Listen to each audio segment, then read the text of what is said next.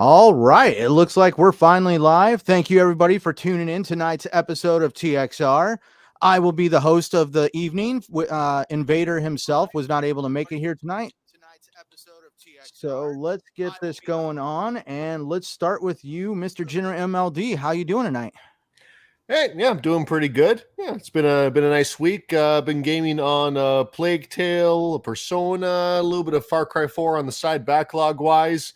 But yeah, looking forward to this chat. Lots of interesting stuff happening. Right on. And also, Eric Shockley, how you doing tonight? Oh, pretty good. Can you hear me? I was just making sure that. Can you hear me there? Yeah, we can hear you. We can hear you. Okay, my bad. I was making sure it was on with the StreamYard, but yeah, pretty good. Just made me, I was on the road during Thanksgiving, so I kind of made my Thanksgiving dinner this weekend, so just filled myself up here, but I'm ready to go get into these topics. Right on. And next up, Mr. Tim Dog. How you doing, bud? Tammy? I am here. I am just like everyone else getting used to the new setup just because Invader, I have to give him a shout out. Always been consistent, never missed a show, is always here. So for us to run the show without him, I'm very happy that you could do that, Centurion. It's not an easy thing, and just to go out to show appreciation for Invader. Like I said, the guy is consistently on the ball, never misses a show. And for somebody who I do kind of miss, here and there and a lot, I would say, just due to my schedule and stuff like that, just appreciate what he does and what he brings to the table. Other than that, thank God, looks like we're finally getting to the possible end or the possible conclusion of this Activision Xbox deal, and we're going to be talking about that, and I'm really looking forward to that, even though I usually hate that topic. But this week, kind of seeing the light. I think we're going to finally start to get some movement. Yeah, definitely, for sure. I mean, sometimes it feels like you've been like talking yourself till you're ready to fall over about this whole Microsoft Activision deal. But with Invader, definitely shout out to him. He's a hardworking individual. For anybody that doesn't follow the show, please follow the show. He works really hard to really spread this show out to everybody. He puts it on Twitch, BitChute, and other social media platforms. And also, for my own personal opinion, I remember when I first got into YouTube listening to Invader's stuff because he's just his content is top notch and his attitude is absolutely awesome. And I still get welled up emotions over the fact that he invited me on the TXR, made me part of TXR, and to be standing here today hosting the show for him is completely humbling. Yeah. So moving on, how you doing, Crusader? Good. I'm tired, but I'm good. It's been a little while since I've been on, because I think, we didn't have the show last week, and I think I was out the week before that. And I've played a lot of games in that time. I played 4 Ratchet and Clank games, the original PS2 ones. I played on PS3. Don't play them on PS Plus streaming. It's awful experience. I did that. I've been playing GTA 4 on Xbox. It has a nasty bug in the final mission that's not. It's indirectly caused by the modern Xbox being better than the 360, which it was released on, but it's also an issue on PC where you just can't finish the final mission if you play it above 30 FPS. And there's no way to limit it on Series X because there's a quick time event that's tied to the frame rate, so that really sucks. But I'm getting through it. I'm gonna beat that somehow. I'll find a way. I will find a way. But yeah, it's been good. Getting ready for High on Life. Been playing the new Fortnite season. Got a new Destiny season on Tuesday. It's going to be great. I got a lot to play the next couple of days. Dude, we got a lot to play coming up for the next couple months. I mean, we've got Callisto Protocol that just released. Like you said, High on Life. We've got Marvel Midnight Sun. And it's just going to really start ramping up next year, starting in January with the Dead Space remake. Is that still January, or did I got pushed to March? Yeah, it's January, I believe. Was there a date? I think it was January 24th, 20 something, yeah. 24th, 28th, Okay. something like that, 23rd. I don't know, somewhere in there. That's right. Dead Island 2 got moved to March. Yes. It was Yeah, supposed Dead to go Island head to was head, March. but I'm pretty sure they wanted to move that out of Dead Space's way. Well, isn't it now going head to head with Resident Evil 4, or is that That's in March. February? Yeah. That's going to be an interesting situation between those two games. Well, and we got Monster Hunter and the 2 other Persona games coming too in January. Right, and now also, like Yeah. you mentioned, Destiny's getting ready to switch seasons. A lot of your big games as a service are getting ready to are basically pretty much getting ready to switch over seasons and start dropping new content into those games. So Okay. I mean, That hot there's Witcher 3, the hot Witcher 3 pack. oh, is dude, coming for in 2 real, weeks. I completely in. forgot about that. I'm all in on that. Yeah, December 14th, right? That's the patch date for the I've never played. enhancement of Witcher 3. Wow. I've never played The Witcher. I tried it. I was like 2 hours in. I can't say I never played. I got 2 hours in college. I was so busy, and I didn't jive at the time with the combat system, so I just kind of put it down. I was like, I'll pick it up some other time, and I've been waiting in for for a this next treat, gen man. patch for You like really a year are. and a half now. So I can say I put in a good few hours into that game, played a good portion of it, but I fell off the bandwagon and never completed it. And I even had the season pass with all the DLC. So now I'm actually like, ooh, now's the best time to jump back in. Yep. I feel like CD Projekt Red games is like, it's actually, they're having a resurgence because we now have the enhanced edition of Cyberpunk and now the enhanced editions of The Witcher 3. And I'm just like, well, I guess it's luckily I did wait this long to play them. All right. Let's start digging into tonight's show. We've got a great show planned for everybody. We're going to be talking about the Microsoft Activision deal once again, but this time it's not going to be the same old rhetoric. We're going to be diving into Halo Infinite and the new update, the Forge beta, and everything else that they got to offer. And then we'll cap it all off with an interview with Todd Howard that delved really into his career, the games that he's worked on, and the games that he is currently working on, and his future titles that he's got planned for us. So let's start everything off with this Activision deal. I mean, it's been a very long roller coaster of a ride of a deal. I mean, I've been saying it all along when this deal first was announced January of this year that this is going to be a roller coaster of a ride. I mean, we've seen a ton of mixed bags of emotions.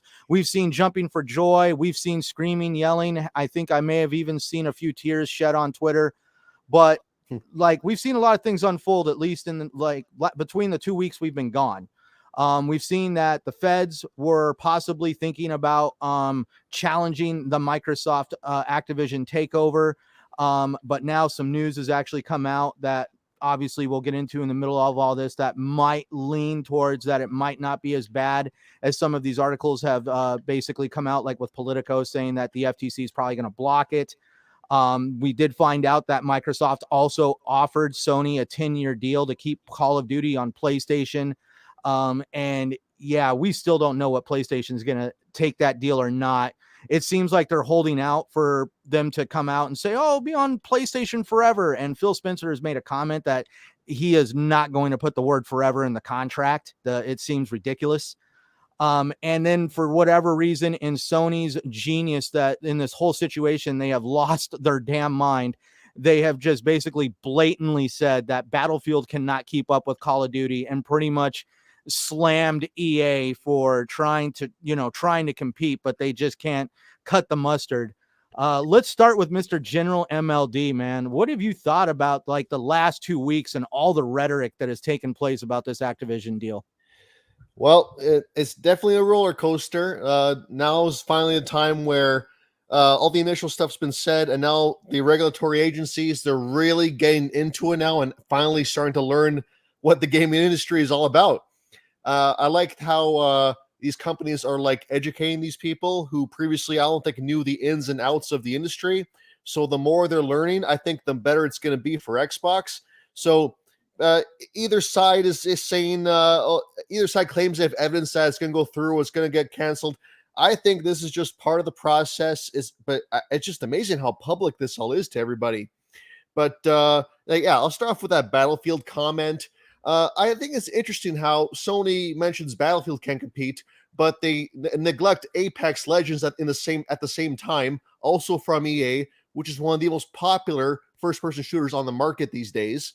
So I thought that was pretty interesting because PlayStation and Xbox, they both sent these updated like talking points, and basically, I feel Xbox's points just eviscerated PlayStation's talking points.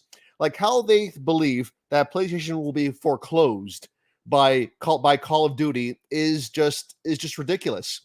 Like I can say all these points, but the one that stood out to me the most, a really good argument that Xbox made, was that back in the 360 days, when Call of Duty was timed exclusive content on Xbox, and the game was selling mostly on Xbox 360 and not on PlayStation 3, the PS3 user base actually grew in that time period.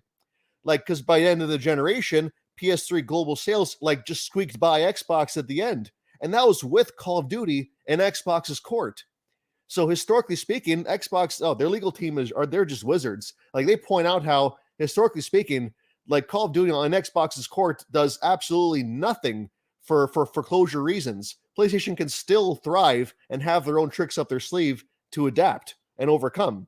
So I did like that, but otherwise, I think the FTC. There's a recent article that came out. It looks positive. How need like full committee support to take Xbox to court. But I think you got a couple defectors in there. I think Xbox or Microsoft, they're seeing people behind closed doors. They're doing their thing. And if you can't get a unanimous decision, the thing's not going to go to court. And it looks like Xbox can make some concessions and get this whole thing out the door. Hopefully by next E3, this thing will be done. And by comparison, the EU, I think their biggest obstacle was Call of Duty. And there you go. The 10-year contract for Call of Duty being on PlayStation, that should be the concession that does the trick for the EU. And in my opinion, PlayStation, they will never, ever agree or comment on that 10-year plan. Because by agreeing to it, by accepting the deal, it's almost like they're consenting for it to go through. So they don't want to do that. They want to be as quiet on that as possible for as long as possible to get things going on their end. But that they'll never accept any deal. Xbox can offer 100 years for Call of Duty. They won't accept it because again, it shows that they're playing ball and they don't want to cooperate. So yeah, it's looking pretty good. But I think Xbox. My final point for now, before I hand off to other people here, I think the CMA looking into. I think it's the CMA, but they're looking into Apple and Google's duopoly. And I like how Xbox's argument to pivot away from Call of Duty and the console market towards mobile is a brilliant play, I think, because at the end of the day, that's what Xbox wants to do. They want to grow in mobile, and trying to disrupt Apple and Google's duopoly. I think if they are willing to show that they can do that, I think some regulatory agencies might look on that pretty promisingly. So I think Xbox, they know what they're doing, and I'm sure we'll hear more as the months go on. But I think we're starting to see some progress being made. Yeah, for sure. And it's interesting that with all the witty things that Microsoft has made, they also came out and started basically giving Sony some pointers on how to get PS Plus off the ground. So they're feeling very witty. That was so trolly too. Okay. Oh yeah. I got to comment on that too now. Just like, and maybe put some of your games, day and date if you're concerned about PlayStation Plus lagging behind. Like they're giving like free consultation advice. I love it.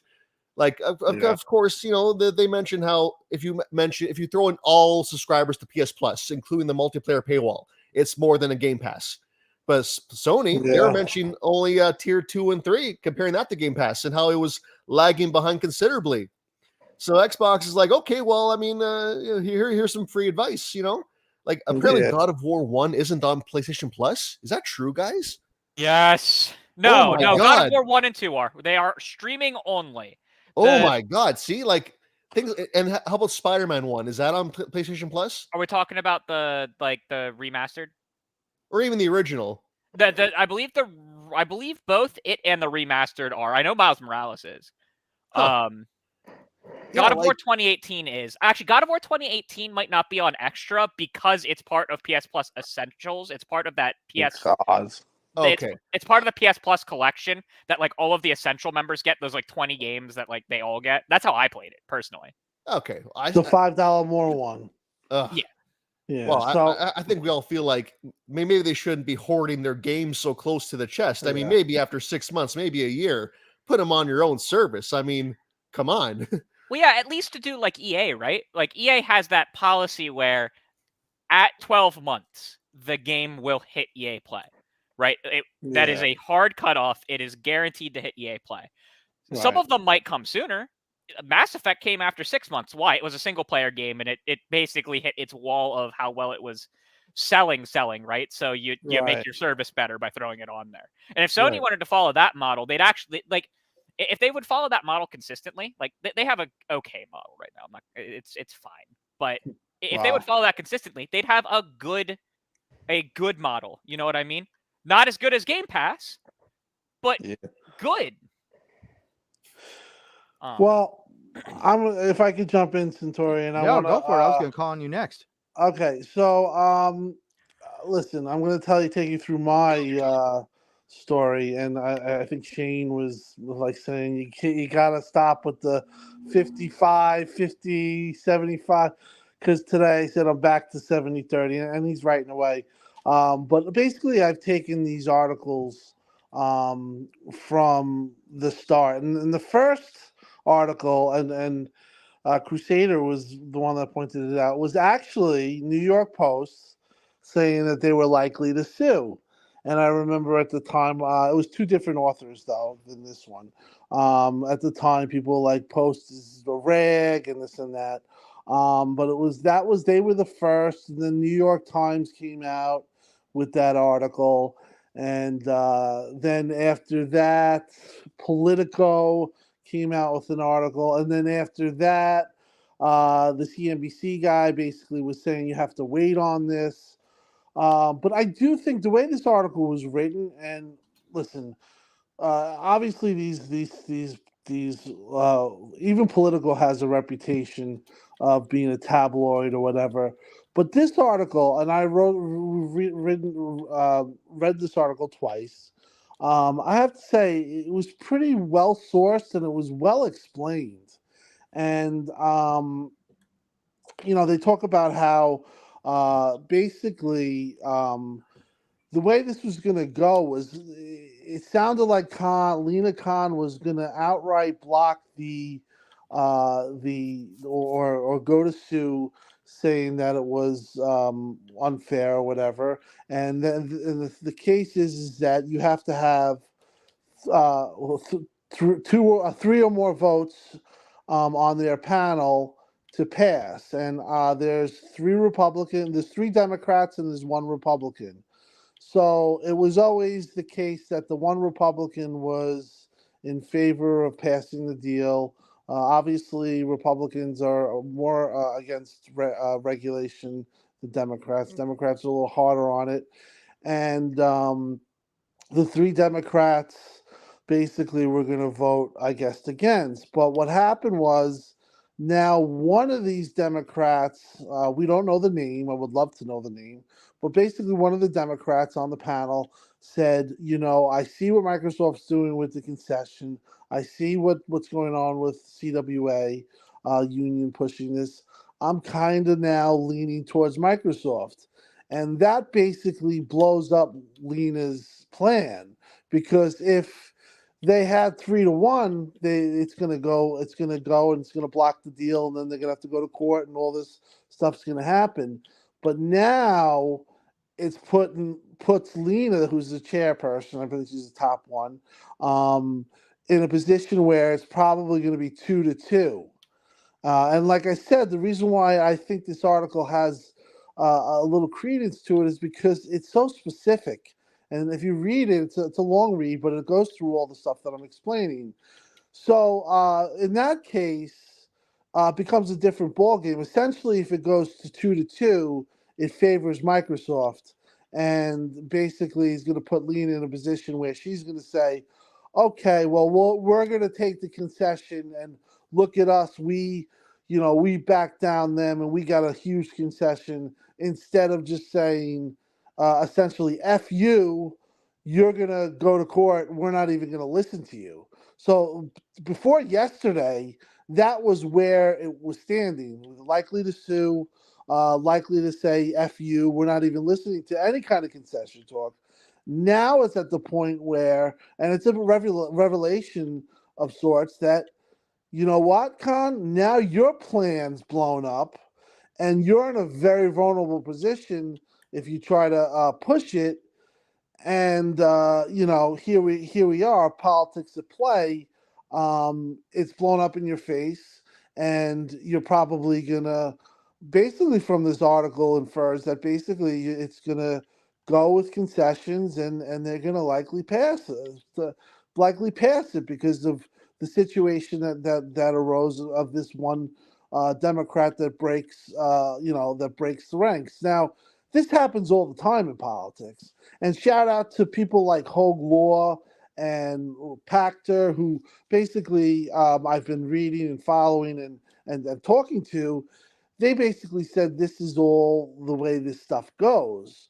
So it's been a complete roller coaster the last week. I mean, I remember thinking, okay, we're dead in the water. This is definitely going to court, and this is just one regulatory body. You still got to go through EU, and you still got to go through CMA, whatever the fuck's going on over there, which is a complete wild card still. But now it seems to have gone to the point where I think FTC is going to likely approve it. There'll be concessions. They'll say that they've gotten their chunk of Microsoft giving back and their assurances here and there. And EU is basically saying that the deal would not get passed if there was no concessions. And then if it does get passed, if they make the right concessions, which I think Microsoft has always been open to from the start, with Phil, with his tweets and the way they've handled it, Brad and his messaging, that EU is basically probably going to get passed with U restriction, and that just leaves CMA. Now, that's a completely different argument that I'm not going to go down that rabbit hole. What if CMA doesn't go through? But I can tell you right now, as of 8 p.m., a lot has changed since that article has come out. You can see a lot of people saying that now it's likely to pass. And this is all part of what they say, the posturing, and part of what Hogue Law, shout out to him, Rick. He's going to be putting out something tomorrow, I believe, at 3 p.m. And he's going to basically explain this in much better detail than I could ever, and just explain basically how this is just kind of par for the course. This is the way this stuff works. But at this point, I really kind of feel a little bit of relief that they finally we've gotten to a point where we're going to get some answers here. And their answer is supposedly going to come mid-December, and the remedies possibly at the end of the year. So FTC could possibly be handled and done with by January. Then you have EU with a deadline of April, I believe, probably the same thing there. And then that just leaves CMA. Now, here's the thing. Theirs is in March, by the way. Okay, theirs is in March. Thank you. Here's the thing, and this is my final thing to say. If you, EU, FTC, Brazil, Serbia, New Zealand, Australia, and all these other regulatory bodies are passing it, it's gonna put CMA in a position where they're not going to be the lone soldier out there. It'd be one thing. It'd be a lot harder, I feel, for Xbox, Microsoft, if FTC sued and EU sued or denied it, and then CMA, and they had to deal with the three-headed monster. If you're just dealing with CMA, and like I said, I'm not going down that rabbit hole just yet. That's a whole different ballgame. So, as Xbox fans and people who've listened to this, and I know you've been very patient, it sucked that we've had to talk about this for a whole year, and Xbox has been definitely very cagey and not talking about anything. and holding things back, and as far as I think announcements and stuff like that. But they did have an E3, which that thankfully they had. But the news front and for content creators has been horrible because everything's been kind of a holding pattern. But that's about to end, I think, and I do think that as of now, it's looking good. And I do think that this deal finally and rightfully through the scrutiny is going to pass. And if Xbox gets this done, watch out. They'll have 10 first-party games next year in Game Pass. Supposedly in the first half. Reminder. Yes. Supposedly according to their commitment at E3. Right. First half. Right, and that's with Activision. Yep. So you're talking about, what we've been, talking about, and obviously 2022 has been a horrendous year, horrible year for a lot of things, the delays and stuff, and things. Even though Xbox is selling like hotcakes now, because I think people do see the promise. But so big news today. And I'm feeling a lot better than I did yesterday about this whole situation. It would have been interesting to see if it did get blocked and where Microsoft would have went there. You would have had Microsoft probably pissed off and ready to spend money at all ways. But if this deal gets done and it's done by E3, it'll be a very good thing for Xbox fans. I think that it will be back more to a schedule and put them in a position. I don't think they'll be in a dominant position where they're monopolizing over, Sony. Sony's made themselves clearly looking very fragile and very weak. But that was by design from Jim. I think he threw a Hail Mary with this, or at the time things were going his way. But I think that, it's going to pan out. So we shall see.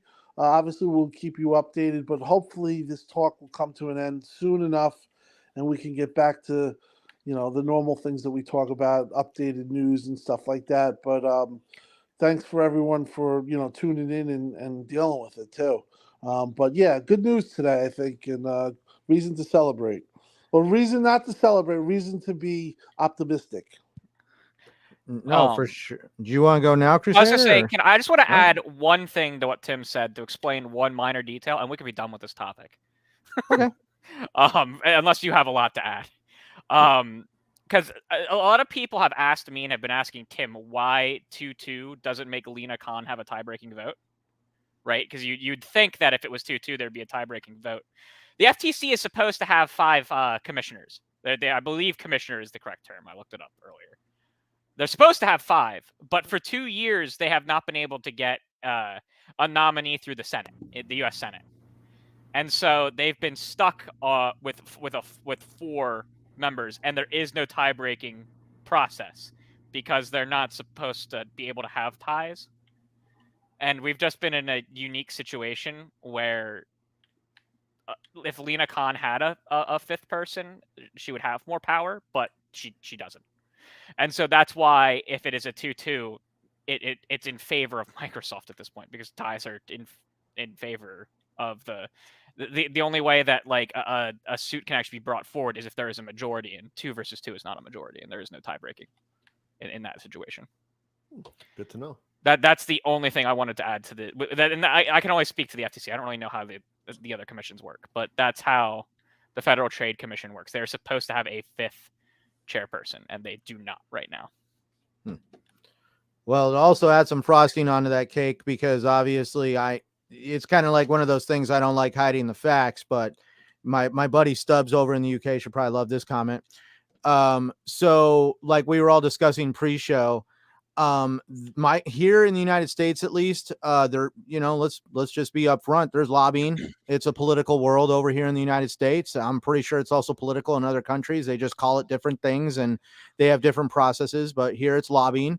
And Microsoft has done a substantial amount of contributions towards the Democratic Party over the years, and astronomically more towards the Democrats and the Republicans. And if by some chance Linda Khan and the Democratic Party completely, effed this up for Microsoft, that would basically hurt them campaign wise, politically, when it comes to fueling and contributing to future elections. So that's something that they have to tread very lightly on, that a company that has invested millions into the Democratic Party could all of a sudden decide to shut up the purse strings because they decided to throw a monkey wrench in this whole situation. Well, yeah, and that's exactly why they would they'll posture. Everyone will posture. Oh yeah, everybody's gonna Everyone, it'll look like a victory to everyone. No one will look like a loser. I wonder if the FTC is posturing just because they don't want, because like I've seen so many people calling the FTC out. They're like, oh look, the CMA and the EU are the only ones that are willing to stand up to Microsoft. The FTC is in cahoots with Microsoft. They're not even going to complain about it. Is the FTC really finding anything wrong, or are they just posturing just so that way to like, kind of like you say, stand in the spotlight and be like, oh look, we got a deal out of them. We challenged big tech. Yeah, we're also at a like inflection point in a lot of businesses where they could lose a lot of businesses to overseas interests, right? That they could just move to other countries, right? Where because a lot of companies, especially at the mid-level, want to be open to being sold. I mean, Hogue had a great line in one of his many videos on this, that like these companies and shareholders should have a right to be able to sell what they've built, right? I mean, and like for Activision, there's not many companies who could do it, but they should be able to have the right to do it. And so they have to tread that line carefully as to looking at like, okay, so how do we act tough with mergers and acquisitions, but not outright prevent them from happening? Because if you prevent all of them from happening, then you might not have companies operate in the United States at all. Does that make sense? Like, or at least some smaller ones. And when you lose the small to mid-level ones, you're losing a lot of industry, right? Because a lot of those companies do contracting work for other companies and stuff like that. And you're losing a lot. And so you have to set it up in such a way that, you know, you don't screw things up. And video games is kind of huge. You know, as entertainment, I believe it's the most valuable entertainment force now. I'm pretty sure it's more than sports and Hollywood combined now per year. Yes, and video games also makes up a considerable amount of the economy over in the UK. In the UK. I think it's actually one of the biggest economic drivers. That's why the CMA is also very nervous about the deal. And like oh yeah. So like they have a lot of people, you know, attack them, and like there's some shit that they've done that they should, right? Like, don't attack any individuals. You want to attack the organization, go ahead. You want to speak out of it. Don't harass individual people unless the individuals are being stupid. But then just call them stupid. Leave it at that. But I mean, like yeah, like that guy. Call him stupid. I see any of you giving them death threats, I'll be under your bed. I don't think any. I don't think any of our chat does. Egregious things to other people. Yeah. I don't think you really do need like death threats ever. Yeah, it's when terrible. I mean by egregious, I mean like third world dictator harming people, kind of egregious. Yeah. Right. So, but you know, the CMA does. It is a huge economic sector for them, so they do need to be very careful in reviewing this, and that is a very fair thing to say, especially because like. Not only, I'm fairly certain there's a considerable amount of the Activision workforce is in England. Not like a majority or anything like that, mind you. But I'm pretty sure there's a couple hundred workers, 600 or so, in the UK, right? From Activision Blizzard.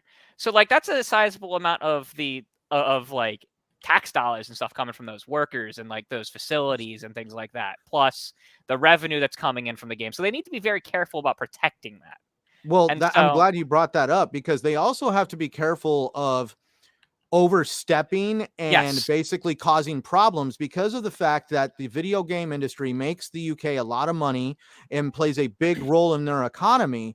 If they block this deal, it's going to cause other people with future aspirations of owning a game studio or publisher in the UK, starting one.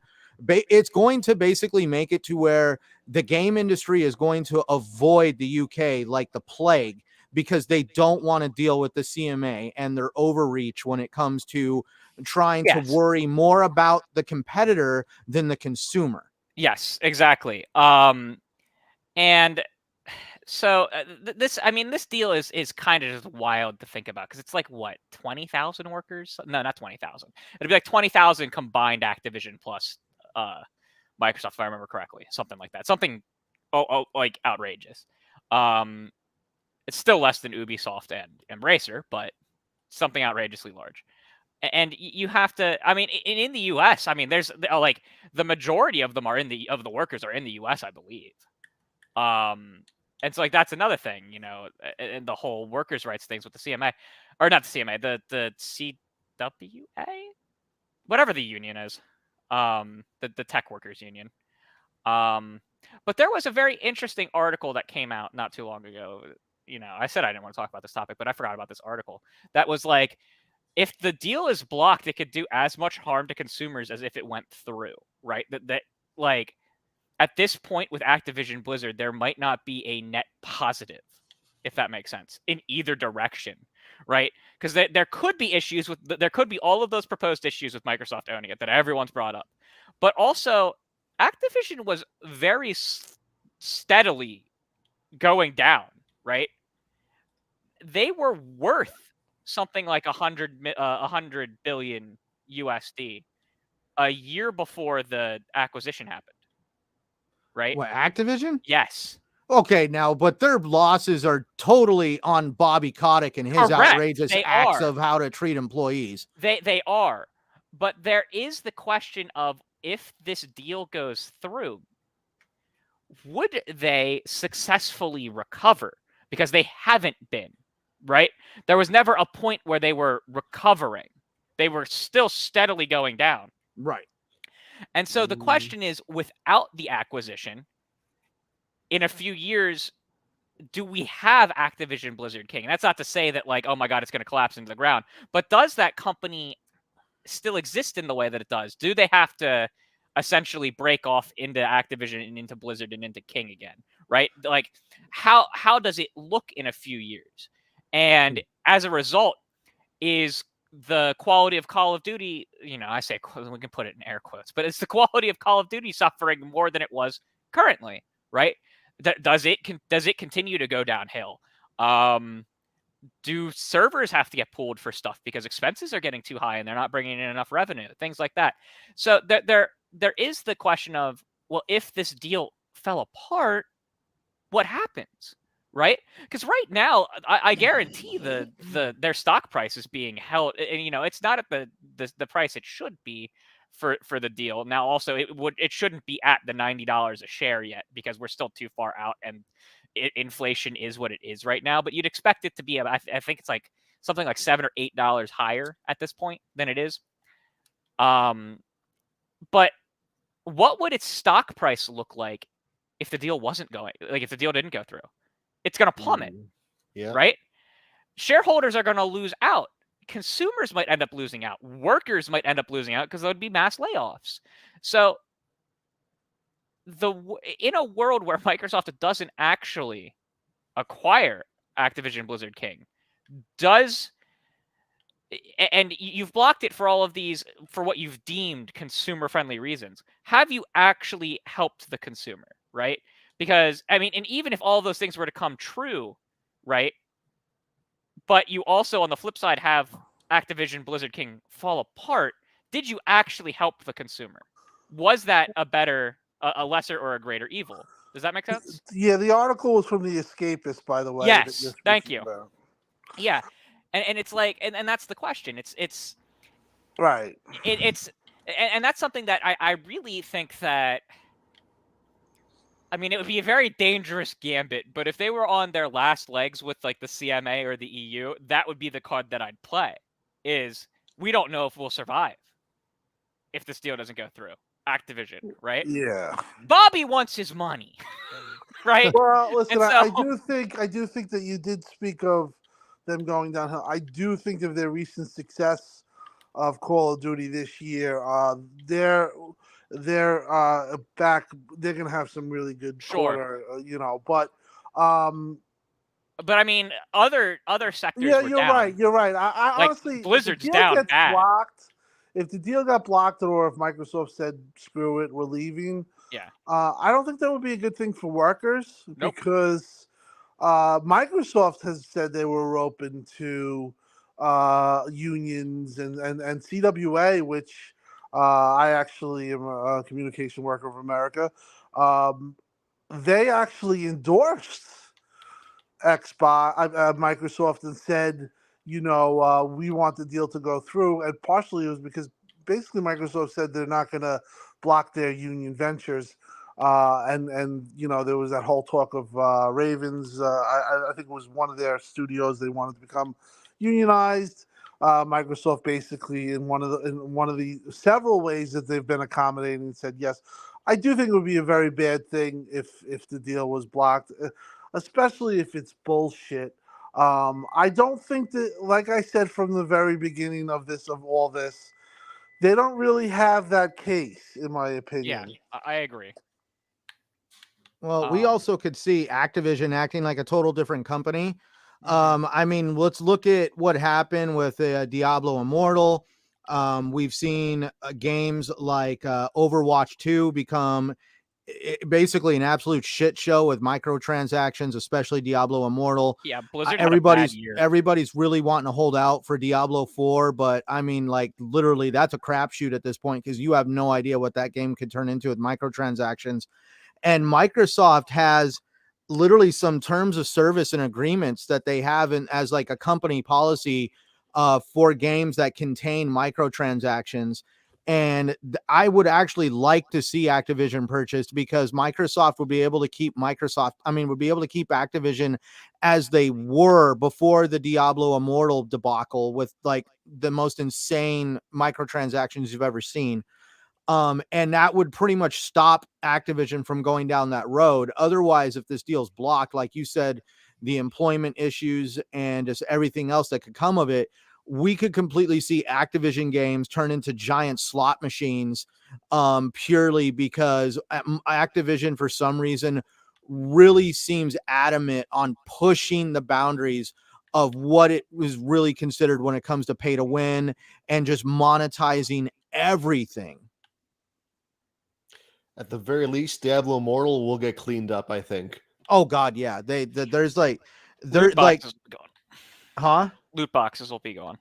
Well, see, that's the other funny part. See, I happen to be one of those that actually benefited from a buyout of Microsoft when it comes to games as a service with Elder Scrolls Online. Before the Bethesda ZeniMax purchase, Elder Scrolls Online, it was straight up you buy the currency and you buy the crap in the store.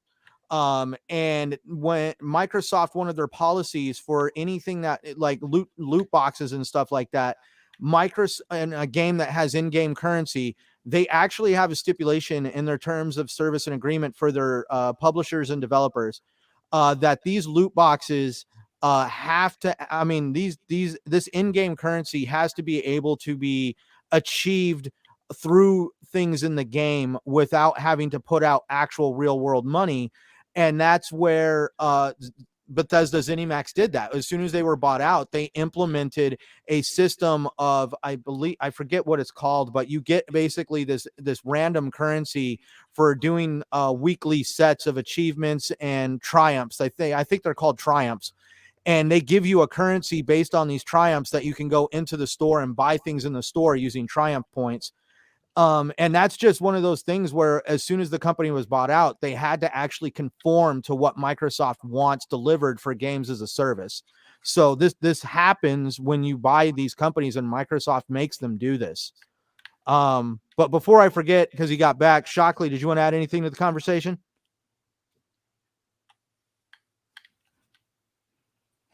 Oh yeah, like with the that deal with the deal going through. Right, deal going through, whatever you want to bring to it, because I mean, you could tackle this conversation in so many directions. What's yours?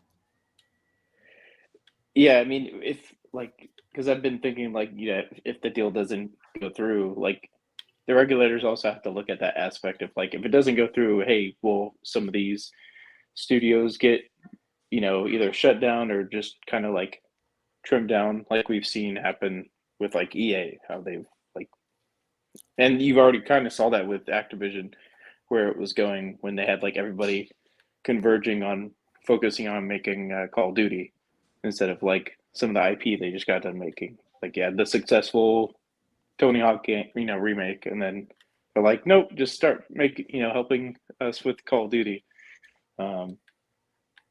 But that's the only thing that's could be a downside. Or like if it seems like it's only going to hurt people if it doesn't go through, in a sense, because you see that Microsoft needs to keep the game on, like Call of Duty, on PlayStation to keep it at its height, at its high popularity, and they're only going to try to get it to more people, through cloud and other aspects. So, if anything, if the deal goes through, it seems like it's going to be either status quo or better. And then, if it doesn't go through, then maybe people, lose their jobs. It gets, especially like if their stock drops, starts plummeting even more than it already was.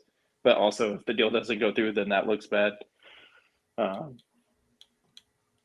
yeah, I mean, other than that, like, I guess that's my take on that. Like the regulators, I think they're starting to look both ways and not just like, oh, it's just Microsoft like buying up more companies, but then now they're looking at, Sony, oh, okay, Sony's not some just little, underdog. They might not be as big of a company as like Microsoft, but like in this sector, like, they're a big player. So they're competitive with Microsoft, or more so than, obviously they have a stranglehold in some regions. So, but we'll see what happens. Hopefully, we've only got a few months left of it. So, For real, like, I mean, if for anybody that hasn't realized it yet, the video game awards are going to be a very interesting time for us this year, because the fact that this deal has been dragged out and there's a lot of bickering going on between companies and regulators. The video, like, us consumers are actually going to already be affected by the bickering, by the fact that now Sony and Microsoft are both wanting to hold back any announcements that they could be shouting out right now until this deal goes through or doesn't go through, because neither company wants to give any regulator any kind of ammunition to sway the deal one way or the other.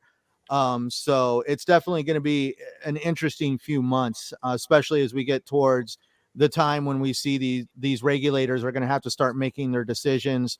Like Crusader pointed out, the CMA by March, possibly the EU in April, and the FTC probably somewhere around January, February. This is going to be interesting. But moving on now, we're going to start tackling a game that we are all familiar with. Another roller coaster ride for the gaming industry, especially for us Xbox fans. Let's bring up Halo Infinite. Before we dig into it, I want to point out one big fact about this game. Like when we're looking at the reviews for Halo Infinite on the Microsoft Xbox store, the campaign at over 30,000 reviews is sitting at like 2.5 stars. And the actual multiplayer of Halo Infinite, for some reason, has less reviews at just over 23,000 reviews. And it's also sitting somewhere around 2.5 stars. Halo Infinite looks like they're getting ready to release their winter update. And it looks like they are going to drop a lot. The big caveat being the Forge beta. We're going to see some maps. They're going to be doing new play modes for the multiplayer. It even looks like they're going to go in and rework some of the sandbox mechanics of the campaign. I'm pretty sure that Crusader could go into an insane amount of detail on this whole situation. So we're going to start off with you, Crusader. So I want to give because people are going to ask, is Forge is this the redemption for Halo Infinite? And I don't think it's the redemption. I think it starts the redemption arc, right? I think it's going to take a little bit more than just Forge to really get people back in, but Forge lays the groundwork that anything else that comes just is strictly better. Like anything that they add, whether it be new vehicles, new weapons, new game modes, new maps, Forge makes it all better, right? So Forge is the beginning of the redemption arc for Halo, in my opinion. And I mean, Forge is incredible. Like, I'm trying to think of the nice guy's name on Twitter who spends his entire day tweeting out like videos of Forge stuff. I can't think of his name right now. It's a dude's face with like a cyan blue icon in the background. I cannot think of his name. But I mean, people are remaking every Halo map in history. Right, all of the games, they're remaking them all, and they look fantastic. I've seen like anyone here play classic Star Wars Battlefront, like the one that came out in 2005 and the one that came out before that. Right? Anyone play those on this panel? No. No? They're remaking the maps from those in it. I guess Mint Blitz is one of them. I'm getting some DMs. Mint Blitz is one of them who's doing it, but that's not who I'm thinking of, and I cannot think of the guy's name. I've seen some pretty interesting maps pop up. Like I think one person came up and did the like the bedroom from Toy Story. Yes, the bedroom from Toy Story was one. Someone made a Waffle House, and someone made a Whataburger, like a classic one.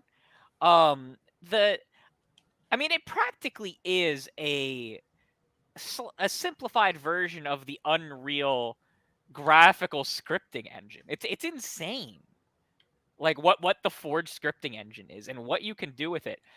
I'm known in my friend groups. Anyone here play Fall Guys? Right? You know the mode hexagons where you jump in on the hexagons and they disappear under your feet? Yeah. Someone made that in Forge. Like, this scripted it. So when you jump on the hexagons, they disappear beneath your feet. And you can play the hexagons mode from Fall Guys in Halo Infinite's custom games. It's incredible. I don't think it's enough to pull casuals back. They're gonna need something bigger to pull the casuals back, but once they're back, Forge will keep them there. That's the big thing that I want to say about Forge. Yes, I know Forge is in Slipspace engine, Zinc. I know that. It's like Unreal's scripting engine. For anyone who knows how Unreal works, it has a visual scripting engine that you can visualize. And for anyone who hasn't seen Forge, that's what I would point them to as the example of what it looks like. The well-known example. But it's incredible. The Forge is absolutely incredible. I've hopped in a little bit. I've hopped back in for a couple matches. I really want to wait until we see the fruits of Forge until I really get back in. I want to have a like agglomeration of custom games that my friends and I can jump back and have custom game weekends again. There's a lot of them, but it's not quite enough variety so that we can just keep going and going and going yet, at least for what we would play. So I'm not there yet. And I said that it would be a couple months before I'd truly be back in. And I really can't wait. They promised that they'd have a playlist for testing community-made Forge maps for multiplayer. Because that's one of the big things that Halo's benefited since Halo 3 with, was taking Forge creations and throwing them into multiplayer lobbies, right? I mean, if anyone's played Halo Reach, you know that half of the maps even in MCC, half or more, are all Forge creations, right? And most of them weren't the original Forge remakes. It's great. And I really hope that a lot of the classic, because I don't need 343 to go out and remake the classic Halo maps. Like the Pit is the famous Halo 3 one. Haven's the famous Halo 4 one. It was probably one of the best Halo maps ever, was in Halo 4, in my opinion. Regardless of what you like about Halo, if you like or don't like Halo 4, that map was one of the most well-designed maps I've ever played on in an arena shooter. But like a lot of these classic maps are being remade in Forge. I don't need them to be bespoke remade. You want to make a bespoke map that's not forged, it's handmade. Make me a brand new one. Let the community remake the old ones and get them all into multiplayer. Get everything. Get these playlists populated with maps so that when I'm playing, the likelihood of me playing on the same map more than once in a sitting is like none. You know what I mean? That's what Halo's multiplayer needs right now. And no Halo's ever had that until later in their lifespan, but Infinite really, really needs the map variety in its multiplayer lobbies right now. And Forge is going to bring that. And Forge is going to start the up and up. People are going to slowly start trickling in. And I truly think that as long as Tatanka hasn't, I've been talking with Jez back and forth about the Tatanka stuff. I have to ask him for an update on that for more recently. But it's unclear what is going on with Tatanka, if it's becoming fully standalone or if it's still going to be tied into Halo Infinite or what's going on exactly with it. But I mean, because I've heard everything from it's been pulled completely and they're pushing it into a new engine and it's going to be a standalone thing to it's coming out in season 4 this coming year. And I've heard all of those things recently, so I have no idea what's going on with Tatanka. But if Tatanka is not pulled from Halo Infinite and not made into its own thing and will be running in the sandbox, that will be what will bring the people back. And Forge is what's going to get people to stay, because that scripting is incredible. Like what you can do with it is absolutely incredible. Like I've it's wild. Like just go look at the creations. Just type in Halo Infinite Forge and like go to Mint Blitz's channel and go look at all his stuff and you'll be like, holy crap. It's just, visually, it looks so much better than the forges from Halo 3, Halo Reach, Halo 4, and especially Halo 5's. Halo 5's forged maps, well, they were really good. And you could do a lot of good, cool stuff with Halo 5's forge.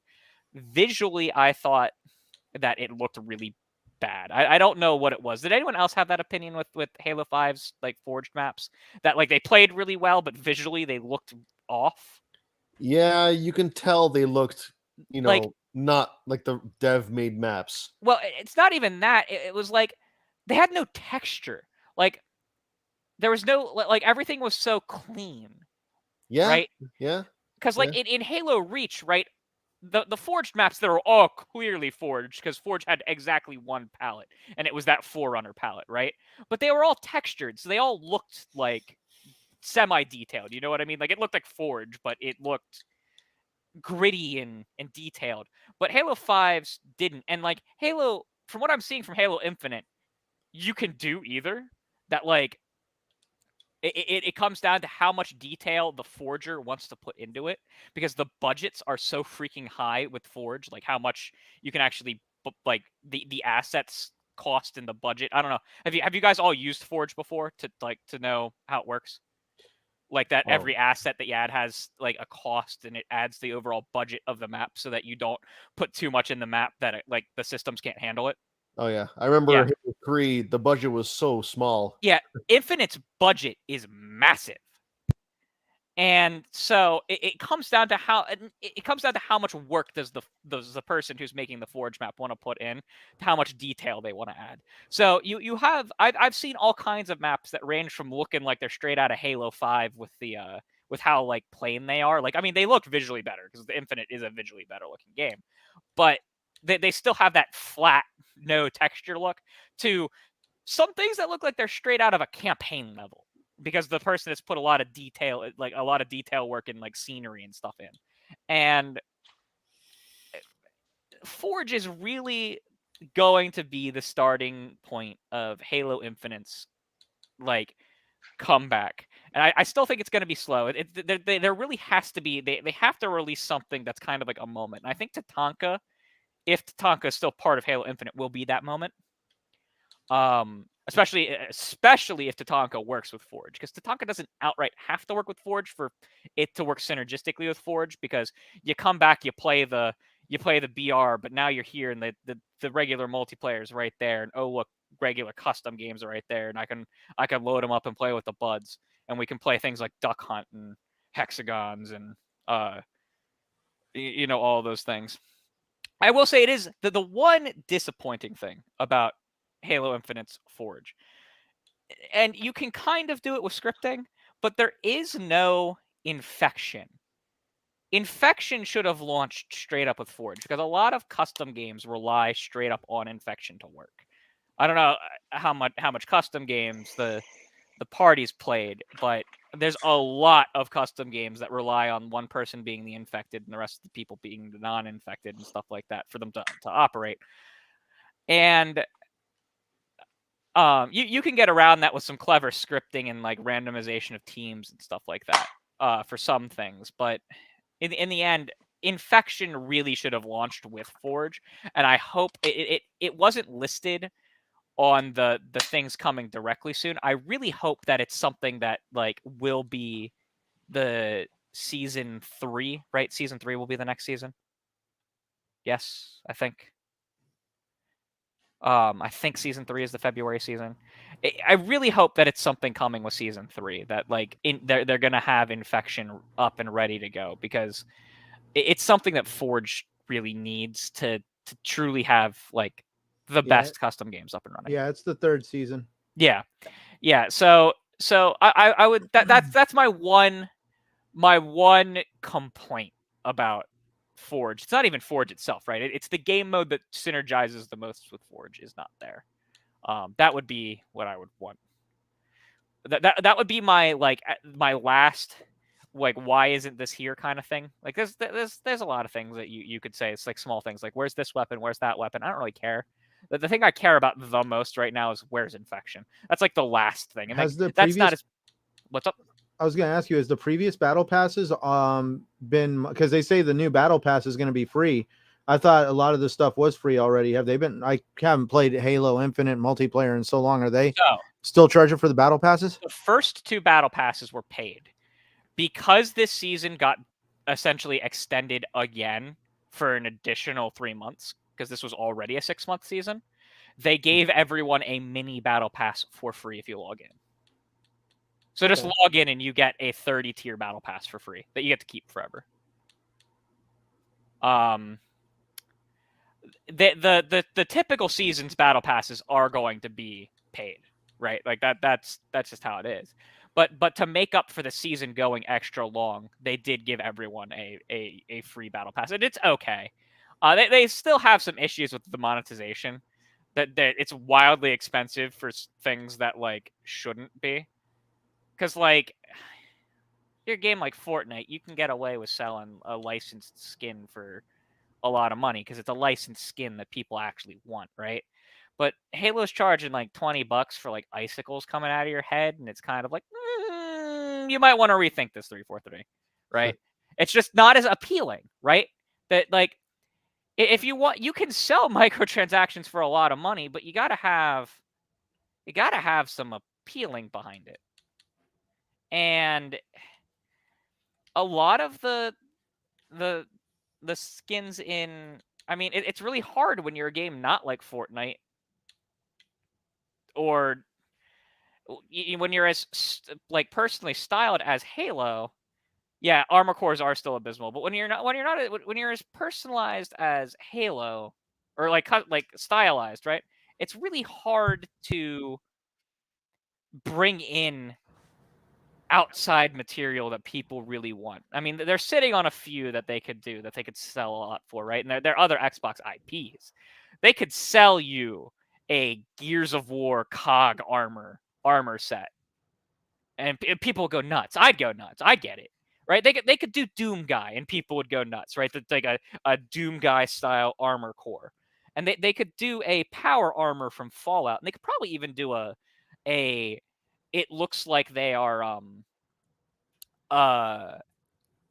like the Dragonborn. They could probably do an armor set that even looks like that, right? Because I mean, they have the samurai armor. How hard is it to make Norse looking, like, you know, the Nordic armor from Skyrim? But like it's really hard to get the really attractive microtransaction skins in the same way. And I think that's one thing that Halo's live service model is going to struggle with, is that like flat out, you know, it and Call of Duty and their microtransactions aren't as attractive as games where you can have more ridiculous ones. Does that make sense? Like Call of Duty sell, but like the ones that sell the best are like when they bring like famous soccer player or famous, person and make them an operator. You know what I mean? And you can't really do that with Spartan armor. You know what I mean? You can do some historical armors. You can do some armors from other video games, but you can't bring in famous, really popular people, and that makes it hard. That's my TED talk about Halo right now. Halo's in the up and up. Not perfect, but up and up. Hey man, you know what? I'm looking forward to them I don't even want to say riding the ship, but definitely reinvigorating the hype for the game, both on the campaign and multiplayer. I was a huge Rainbow Six Siege fan during Operation Health, and I mean, we've seen games as a service that have had some issues. Definitely bring back all that hype. I mean, too. Destiny as well. But the reason why I always bring up Rainbow Six Siege is they knew they had problems, and they had a whole season known as Operation Health because they had to improve the health of the game, and they basically embraced that with open arms. And, this seems like a step in the right direction to definitely righting some of, I don't want to call them wrongs, but righting some of the letdowns for a majority of the hardcore Halo community. Yeah, see, the thing was, I saw someone make this stupid comment that Halo Infinite didn't capture the spirit of what Halo is, right? Oh, I saw and that's fundamentally not true. The problem with Halo Infinite was it came out incomplete. And the content, like releasing content into the game, including the content that should have been there at launch, took a goddamn century, right?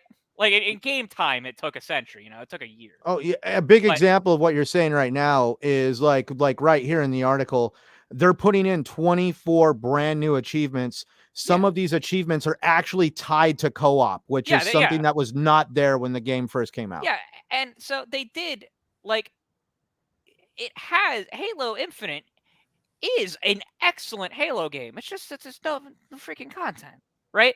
And there's stuff there's finally. The only thing I can say that is really missing from a core Halo experience at this point, like I said, is Infection, right? But that's minor compared to getting co-op and Forging. I guess I will also say that co-op, the split. I know I'm in the minority about split screen, but I will say split screen. That matters to me personally. But to say that it didn't capture the spirit of Halo is far from incorrect. It was fantastic. It just didn't have it just didn't have the it was like a beautifully made table countertop that didn't have strong enough legs underneath it, right? And now its legs are there, but it's covered in dust, and so they need to get something out to blow that dust away, right? And so it's built, everything's there finally. It's been a year, we're great.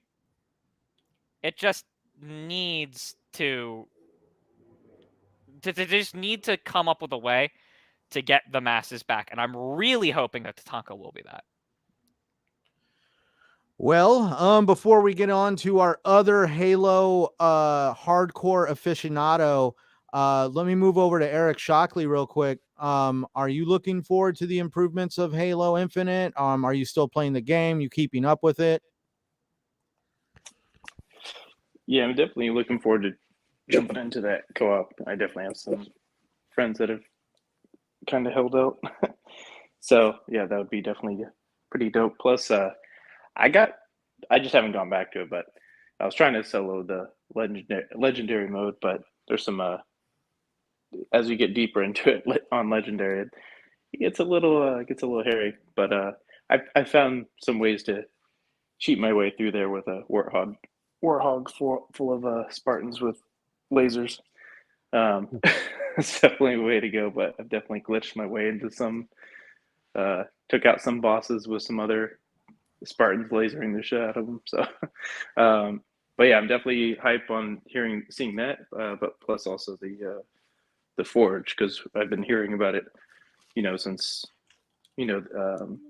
basically Joseph Staten's been getting back in there. About its capabilities, it's going to be super sophisticated to the point where you can pretty much create anything you want. So that's why I thought initially them not launching with Forge was okay, and I thought everything else is kind of just, blown out of proportion. Like if it landed, hey, 3 months later co-op, 6 months later Forge, like that's not that long of a time. You'll live. But at this point, it's gone on way longer than that initial promise, and still like no co-op. But hopefully, hopefully with both of those coming up here soon, finally.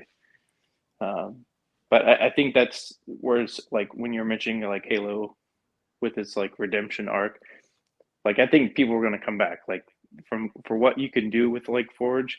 Plus the single player of it was fantastic. I thought it was one of the best Halo campaigns I've played in a long time. So I'd put it. Halo 2 had its moments towards the end. But I will say that one basically still to this day has not a playable co-op. So like once the co-op comes out of this, that might put it up there close. It's just that climax with Halo 2 is kind of cool. Like that nostalgic feel of that, first time where you're seeing like Covenant fight each other and stuff like that. But yeah, I hated Halo 2 because the co-op, I was so amped going from Halo 1 to Halo 2, and it's like, this doesn't work. Like, unless both of you are like, unless the other person you play with is as up to the level as you can't play with somebody that's, more casual with Halo through Legendary like Halo 2. Like, those snipers are just going to make it a miserable, you're going to end up hating your friend. I'm like, no, I'm just not going to play with you until you get better. They'll just make it a miserable experience. But yeah, getting back to Halo Infinite, I think you're going to see a lot of people come back to it in droves because the endlessness that you're seeing with like what you can do with Forge, people are just going to make, crazy sandboxes as we're seeing, crazy levels and hopefully new modes, kind of like back in the day when people made, Infection. So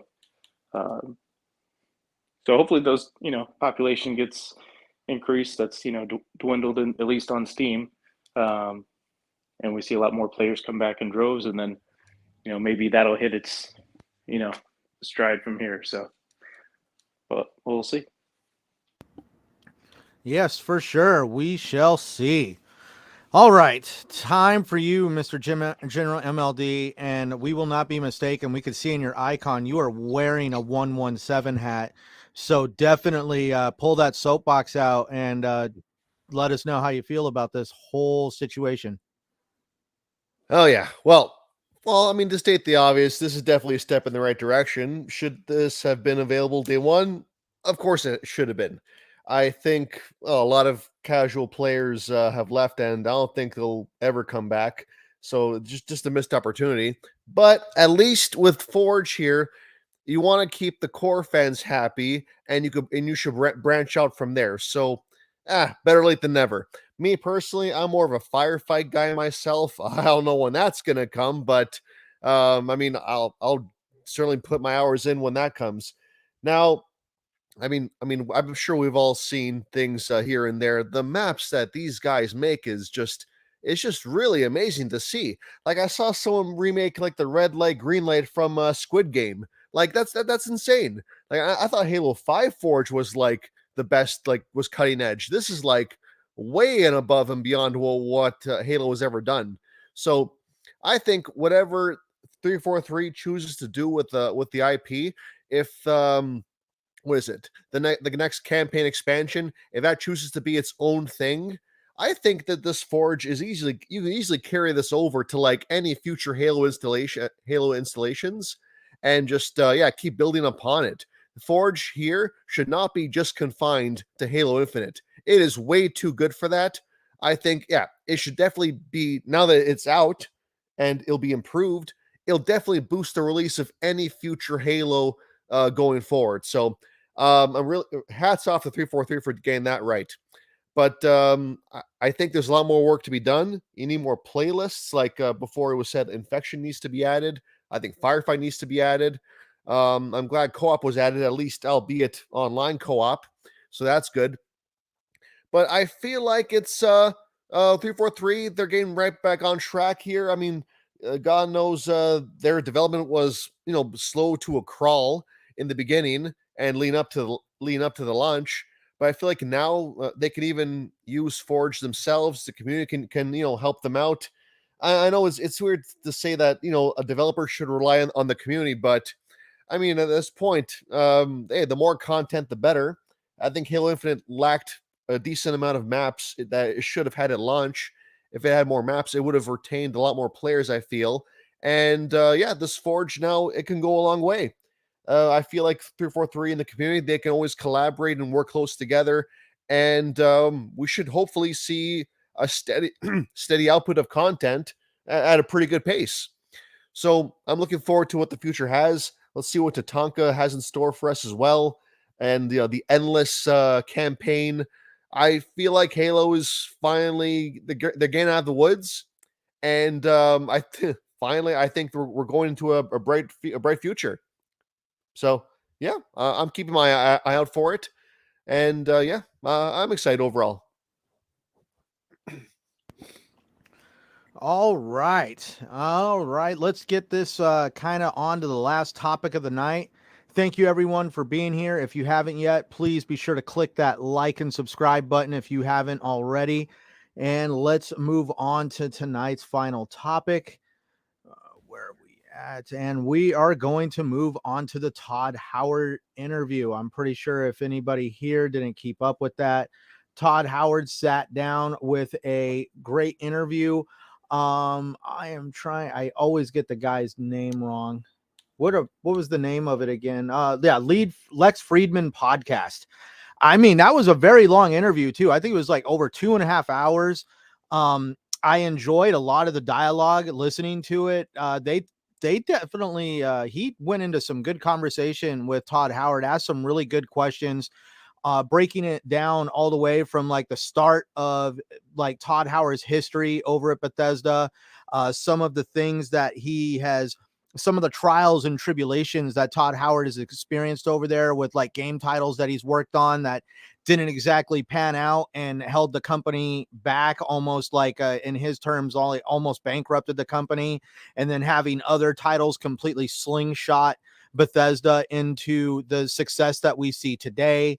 And how he really wants to, and how he tackles game development and even his history. I mean, it's crazy to hear him talk about how he was wanting to write video games and deal with video games while he was in middle school. And this was with no intent to get into the gaming industry or see it as an avenue for him to make a living. This was just him living out his passion, and he didn't really figure out that he can make it a career until he got into college. And then he went on to talking about like the future titles with Indiana Jones, Starfield, and potentially with Bethesda's rumored saying that there's a mobile game coming out because they're seeing a lot more engagement from users that are in the younger demographic that sit on their phone, that play these mobile games for 2 hours plus at a time. And so they're kind of redirecting a little bit of the initiative over there to start catering to that crowd. Let's start off with Eric Shockley. Did you watch the interview or did you read about it? Yeah, I read something about it, and I think most people saw the quite a few of the clips going around through all the fanboy talk. But yeah, I think he kind of reiterated the because he had kind of done an interview similar on some of the topics of like how this isn't like a new thing for Bethesda to do like exclusives with Xbox. They've done it before. But it was interesting to hear him talk about like, well, on the plus side, it's less stress on us because, we can focus on, one at least console platform. So that might be a little bit easier for their team to get, to get extra, which we've always known before with like games when you have like exclusives, they can, probably take more advantage of the console just because they can focus more resources on the system, not having to divvy up multiple resources. Obviously you have the PC version, but Well, between the just to two different interject real console quick, architectures. he did mention that is definitely a lot of stress off his back having to work on some other platforms, PlayStation. But he did say it introduced a whole new level of pressure for him because now he has to develop a game that is essentially a system seller. Like Starfield no longer needs to be a multi-plat success. It needs to be a system seller, something that makes the consumer go and get Game Pass on a television or go to the store and buy an Xbox console just to play Starfield. Mm-hmm. Yeah, but I mean, for him, he's not any stranger to that because like he kind of had to do that for, from the get go anyway. So like with Bethesda, his titles kind of have to hit that way with the budget that he usually has with the Fallouts, the Skyrims. So if those don't hit, Bethesda probably doesn't, like if Skyrim released and was just like some average game, they're probably hurting as a publisher because that's a game that's they're banking on to probably, cash flow them for quite a bit. And so they count on, his expertise leading his team, his vision to really hit, especially if it's a new IP. If like Microsoft wasn't in the boat with them, they're launching a new IP. Doesn't carry the Elder Scrolls name or the Fallout name. So everything's banking on, so I feel like the pressure would be there. So I don't think that's any different from them. It might be a little bit added pressure because you have like the like the microscope of people looking at like Xbox hasn't had a, great, 90 plus Metacritic rated bang, AAA banger, like everybody likes to say. So yeah, they're going to be definitely looking at that, and like the Metacritic score is probably going to be more of a focal point than what they've, that's been attached to their game. Because I don't think any of the Fallouts, maybe New Vegas, but that obviously wasn't them. But It's historically had a low score because it cost Obsidian their bonuses. Oh yeah. But it was rated very like highly. 84. But, the like New that? Vegas? Yeah. It was just. It was 1 point under. I think the target was 85, and it was 1 point under that. Oh, yeah, it was like 83, 82. Yeah. Yeah. I mean, because even when people want to knock it for like some of its bugginess, like I've had that in pretty much all the Grand Theft Autos or the big Red Dead Redemption. There's a ton of like bugs in that game, but it's still a classic, one of the best games I would say, of all, at least in this modern area of of all time, or at least in this modern time.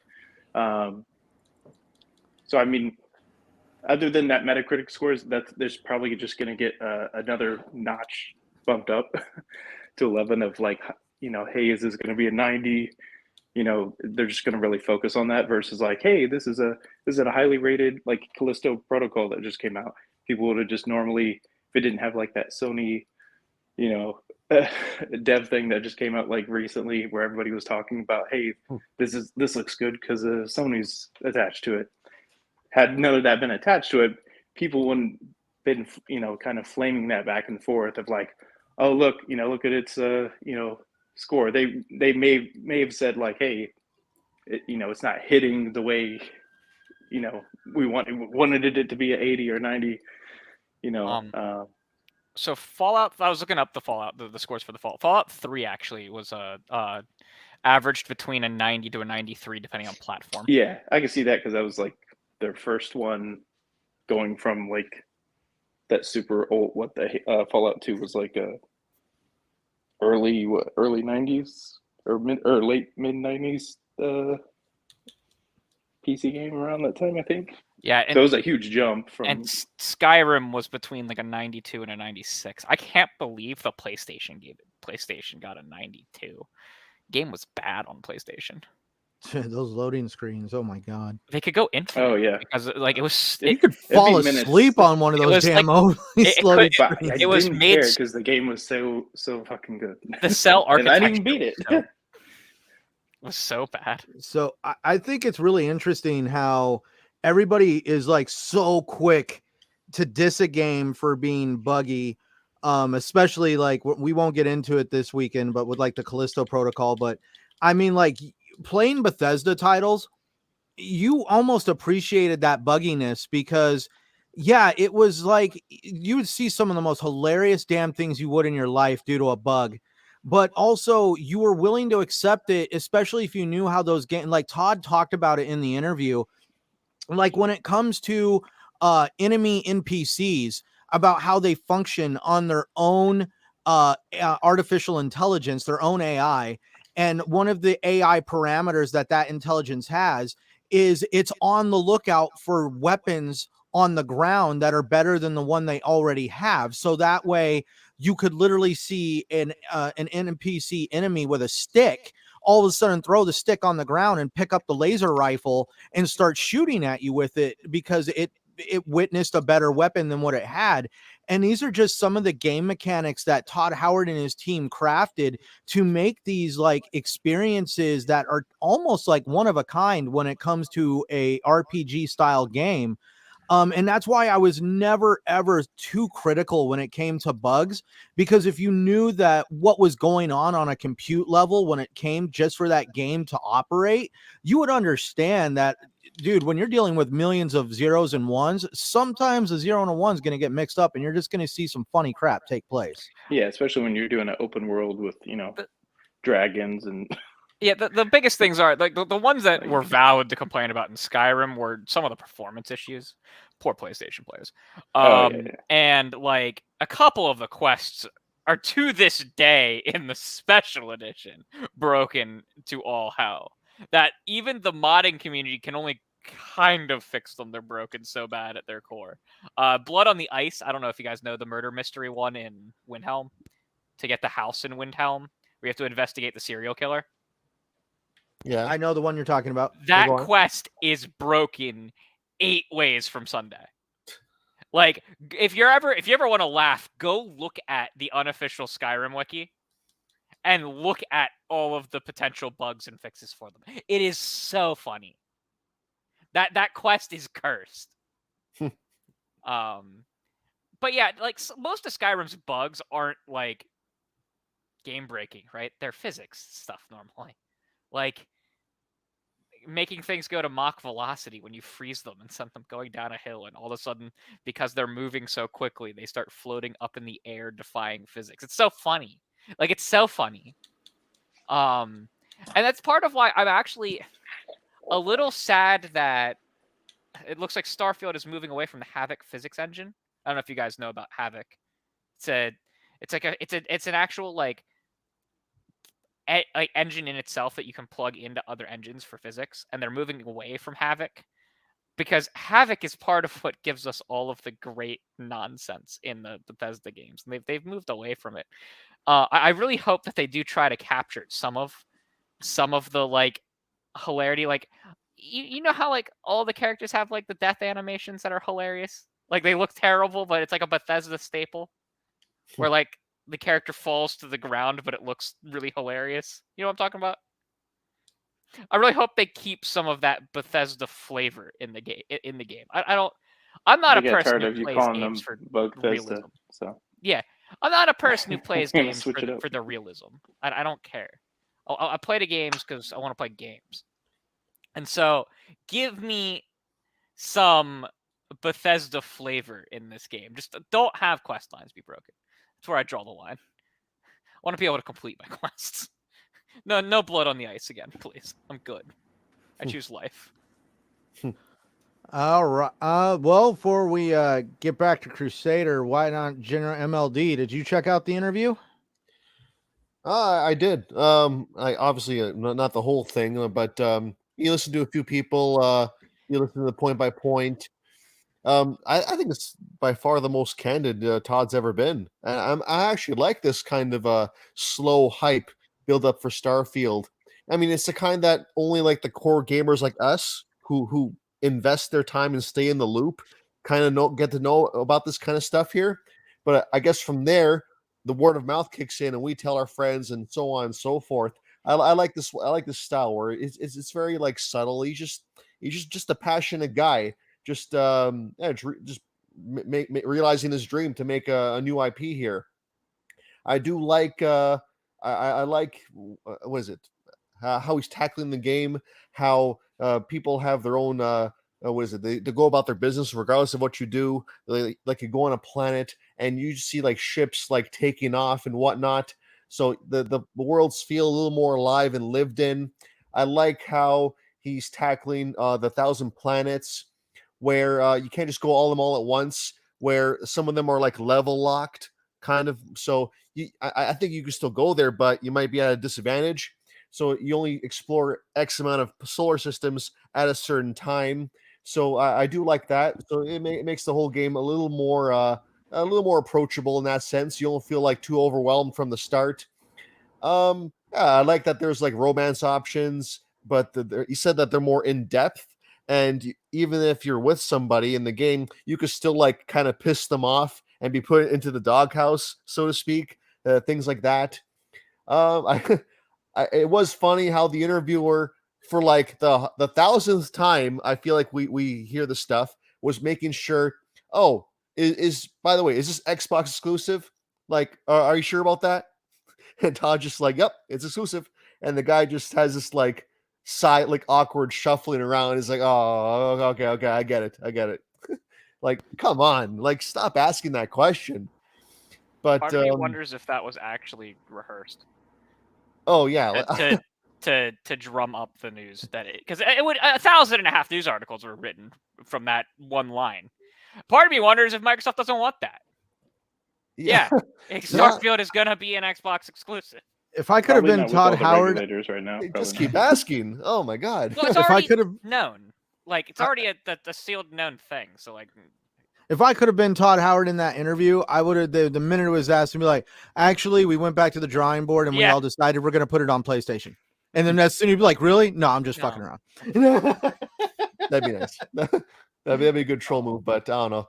But yeah, I do like it. Does seem to be a little more of a serious take on RPG.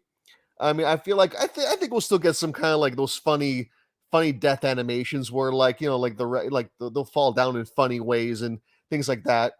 But I think they're going to tone down the gore aspect in order to keep a stable frame rate. I think that's pretty paramount. I think he knows, Xbox knows that all eyes will be on this game and they're going to pounce on any like frame rate dips. If there's a lot of it, everyone's going to talk about it.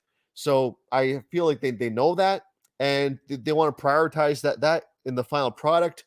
So this game turns out to be exactly what we want it to be, like a real system seller, as you guys said before.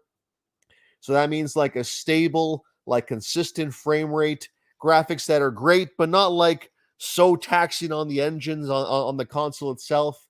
I think they know they got their eyes on the prize with this game. And the delay obviously hurt. Like, you know, 2022 holiday for Xbox is a bit light on the AAA front, but it's gonna pay off in the end. Like the game will be exactly what we want it to be, and yeah, I mean, it's a slow hype build from the interviews process, but the more you listen to it, the more excited you are, and the more anyone's concerns should be put to rest. Like the E3 demo, yeah, that made some people skeptical, but I feel like it's a whole new ball game now with the delay and them in the polish phase. So this game's gonna be so good. It's gonna be so good. It'll be played for years. The mod scene will be, yeah, he also touched on that too. Like they are prioritizing mods from the start. They know that's part of their DNA. And yeah, I mean those 1,000 planets, they're gonna get so much life breathed into them with the mod scene. Hopefully Xbox consoles get a piece of that action. PC gamers don't get all the fun with that, but I feel like we will, because Fallout 4 had console mods, so I'm optimistic with that. So did Special Edition. Exactly. Yeah. So yeah. I think we'll be okay in that regard. So yeah, very exciting stuff. I cannot wait to play this. Hopefully they stay their word and it comes out in the first half of the year. That'll make a great like E3 kind of season drop around that time period, and hopefully leave the holiday season for another AAA game to shine. Hopefully Starfield doesn't have to get pushed back again, but I think he'll be fine. I'm thinking it's on that space day in May. It's like May 4th, 5th. 3rd. Oh, that's right. May Todd 4th likes is his- National Star Wars Day. Yeah, Huh. and I say it's somewhere in May's National Space Day, and then there's one in July, which technically wouldn't be the first half, but it wouldn't be the end of the world if it was. Yeah, Todd likes his 7th month. kooky release dates. There's International Space Exploration Day is in July. Huh. And so if they wanted to put it on a themed date, because Bethesda loves their themed dates, whether it's internal anniversaries or stuff, that one wouldn't be a bad date to put Starfield on. The space exploration game. So let's look at before we get to you, Crusader, let's look at the one elephant in the room on this whole Starfield situation. This is going to be the first Gen 9 exclusive title for Xbox. Redfall might be. Starfield is not going to be able to be played on the Xbox One. Redfield's not either. I thought Redfield was, or Redfall. Redfall too, but I'm talking like, well, if Redfall comes out before Starfield, yeah, that's still to be determined. Yeah.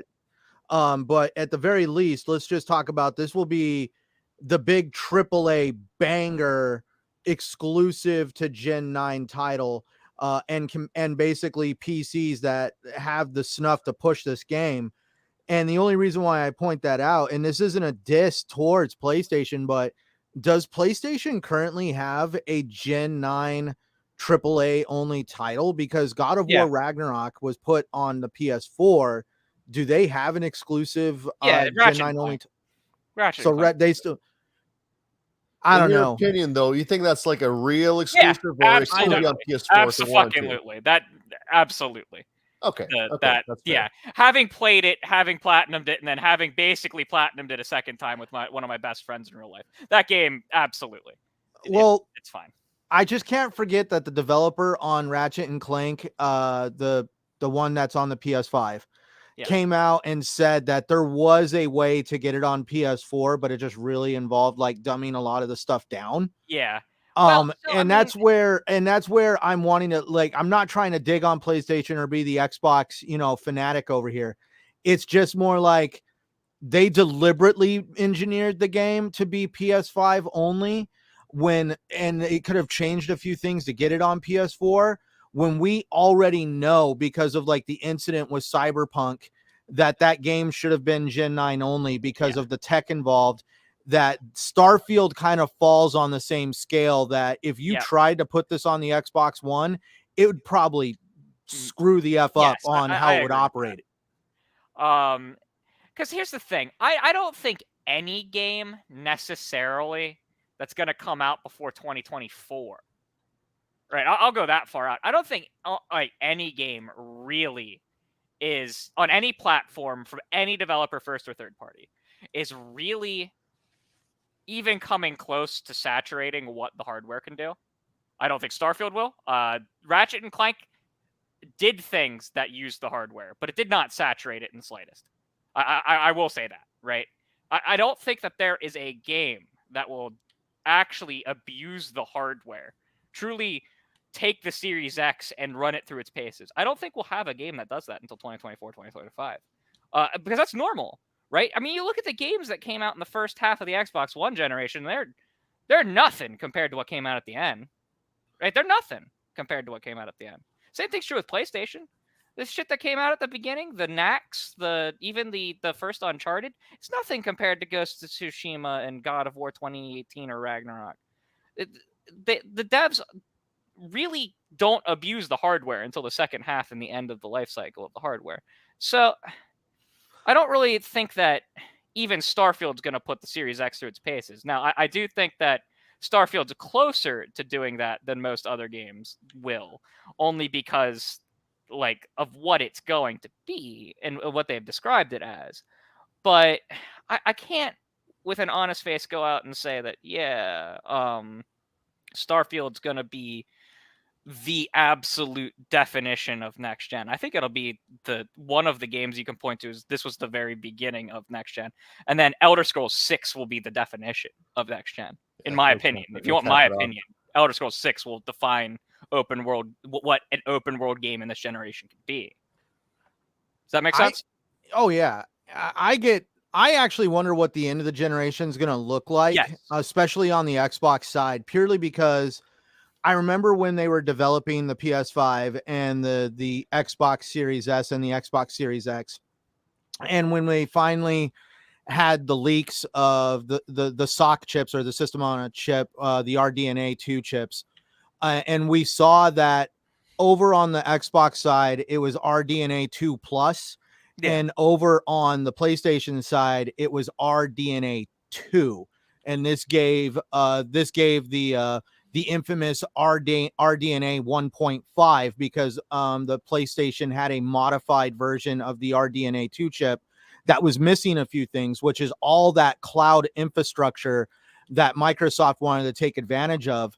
And I remember bringing this up to other people in the community, saying, does this mean that Xbox is going to utilize the cloud to push games that need a lot of compute power, and older consoles are going to be able to take advantage of what they can do by putting the Series X chips into the blades of the Azure server network for xCloud, and they would be able to push these newer games on older hardware. And everybody said it sounded like a good idea, and then we saw how it was completely possible with Microsoft Flight Simulator by being able to put that on the Xbox One. And the game was working because they were using cloud compute power to actually kind of get the game to work. Well, it's streamed through xCloud like anything else. Right. And I'm wondering if by some chance they're going to do a timed exclusive style to Starfield and let everybody have fun with it and show off the newer gen console and basically show that next gen is here. And then probably 6 months towards the holiday, all of a sudden come out and be like, hey, we're putting it in the xCloud network, so that way, you just like Microsoft Flight Simulator, you'll be able to play Starfield on older hardware that needs this extra compute power. I'm not sure that they do that. That's not a terrible idea, but I'm not sure that they do that because, I mean, they want to grow xCloud as much as they want to grow their console base. Like, I don't think that we can dispute that. That, like, they want to grow people playing games in their web browsers as much as they want to grow people using a home console. You know what I mean? Well, and so people with inadequate PCs could take advantage of that. Yeah, they do, you know. And so I don't know that I think that if Starfield can get, if they have it running in xCloud day one, it will just be in xCloud day one. Does that make sense? If they can do it, it'll be there. Yeah, I totally see that. See, that's the whole thing. Like, I just love the beauty that Microsoft waited for those RDNA 2 plus chips to actually be available, so they could actually get that, because that was why there was a huge delay on dev kits and everything else. Yeah. And I think the wait was worth it on the Xbox side, because I really think they're going to leverage the fact that they have a lot of money and time invested into building up the Azure network, that they would be able to get more people into playing on those services purely because a game like Starfield needs that compute power. Also, it should be noted that Flight Simulator not showing up in xCloud until later was not actually a technical problem. It was a logistical one. The way that the APUs for the series work in the xCloud, right? It's not actually a Series X APU. It's actually like a dual Series X APU. It's a system on a chip that actually has the power to run what would be two virtualized Series X's at once, right? But it can also run 4 virtualized Series S's at once. And that's why almost all content in xCloud is the Series S version that streams, because they can use one server blade to run 4 Series S emulate, essentially like a virtual Series S in the cloud. And they can only do 2 with the same hardware. They can only do 2 Series X's. That's just how it breaks. That's how the APU is functionally broken down. And they legitimately did not have enough of them in their data centers to have enough units in their data centers to handle xCloud, if their APUs in the cloud were only able to run 2 games at a time. That's why it took so long. It was a logistical reason. They didn't have enough silicon at their data centers. The Series X, the Series X style APUs. That's why they waited with the Flight Simulator for so long. They literally just needed more devices because they had to split stuff, right? They had to split stuff between the Series X devices that were going to consumers, the Series S devices that were going to consumers, and the silicon that they were going to take that wouldn't go to the consumer and would go to the cloud instead. And they just didn't have enough to put the Flight Simulator Series X version in the cloud at launch. That's why that happened. But yeah, no. I would like to say that Others Inc. is completely wrong about the Atari comment. I take offense to that. But he is completely right in chat that Forza Motorsport is going to be the visual definitive measure. Like the hardware measure. Forza Motorsport 2023. I won't be playing it because I really don't care. But it will be I think it will be the early game definitive measure, which is also this spring. I think it will come out before. I don't know if it'll come out before Redfall, but it'll come out before Starfield. I'm almost certain of that. I think it'll be a March title. I feel like that'll be in between Redfall and Starfield. Yeah, I think that would be a safe bet. Is that it would be in between those two. It could actually fall with either of them within like a 3-week time period. Just like Horizon fell with Infinite, because it's not going to actually leech users either way, right? Like it's not. Forza Horizon had more of a chance to leech to act in a vampiric what do they call it?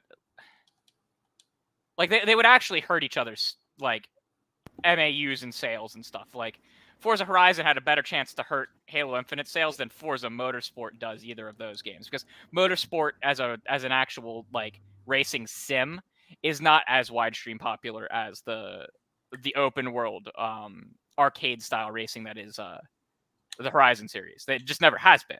It's very popular, very popular. I'm not trying to say it's not popular. It's just not as casual popular. It is more towards its racing sim audience, which is fine. That's what it should be. You know, games should be designed for specific audiences. That's the best way to do things, like the immersive sims that Arcane makes.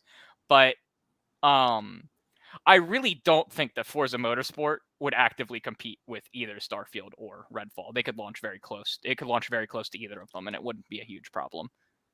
In my industry and the food and beverage industry, like the bar industry, it's referred to as cannibalizing your own consumer base. Yeah, cannibalizing. That's the word. Yep. I don't know why I said vampire. No, you're totally. That's why rule of thumb, everybody, if you own a bar, never have two of your businesses within, I think it's like a 10 to 15 mile radius of each other, because you'll basically be cannibalizing your own consumer base for your first business. Yeah, and luckily, like Motorsport, very popular, but it has a core audience, right? It's not as casual, inviting. That's why they created Horizon. Horizon was far more inviting to casual players who weren't into the explicit racing sims, and they synergistically play off each other, and each half of the franchise makes the other half far more popular. But they still really have their own lanes, where one is the mainstream casual group and one is more focused towards the not mainstream group. And I really don't think that Motorsport, I don't think there's another game that Xbox makes that Motorsport could truly cannibalize, right? I mean, if you launched them on the same day, it would be bad, but you launch them within like a 3-week to a month period of each other, like they're not going to do anything to each other except for maybe the absolute most hardcore of Xbox fans. And like, I'm a pretty hardcore, Xbox player. I mean, I play on PlayStation, but like, I literally do not buy any third party there except for Mass Effect, and that's just because I want my trophies. But like you can't like unless you're like one of us who are going to play just about everything they put out, you're not. I don't think that the one is going to target the other. So yeah, Motorsport will be the visual definition, I think, if we're going to pick a game. If we're going to pick a Bethesda game that's going to do it, Starfield's going to clobber Redfall in terms of technical achievement. Speaking of Starfield, because I know we went down the rabbit hole. Did you watch Todd Howard interview? What'd you pull from it other than Starfield? So the Todd Howard interview was pretty good. I liked that what is it? I have the stuff. I really only pulled out the Starfield stuff in my head because I'm really excited for Starfield. Oh, everybody's Starfield talking about Starfield. I think they're talking about it more than Microsoft Activision. Yeah, Starfield is of games that are coming out reasonably soon, right? Like the next year to 18 months, right? Starfield's definitely the one that I'm most excited for. I don't think anything else compares that we know is coming out. If Avowed was suddenly announced to be coming out next fall, then there'd actually be some competition in my brain, right? But otherwise, Starfield has no real competition under Xbox or any other platform at this point, like at all, third party included. I'm just so excited for it. And he was talking about like how there's different spacesuits for like the different gas types and pressures and stuff on the different planets. I thought that was really cool, but they didn't want to lean too far into the hardcore. Like you can't run out of gas in space, right? You need the gas to go between systems, but you can't just be stranded in space. Maybe it'll come in a hardcore mode later. Awesome concept. The level system for the planets was really cool. The fact that there are going to be like robot enemies and robot things and like ships coming and going from starports was really cool. The fact that like you can jump into a system and like a freighter might hail you, like just a radiant freighter, and like you can like board the freighter and stuff sounds awesome. And like I'm just really, really excited for the game. I'm not really sure how much I can buy into the fact that development is that much easier for them, besides the fact that they get access to top direct Xbox and DirectX engineers, like because they're part of the company. Like that will absolutely make it easier. But I mean, on the console side, you have 2 SKUs, which isn't too bad, right? You have the Series S and Series X. It's only 2.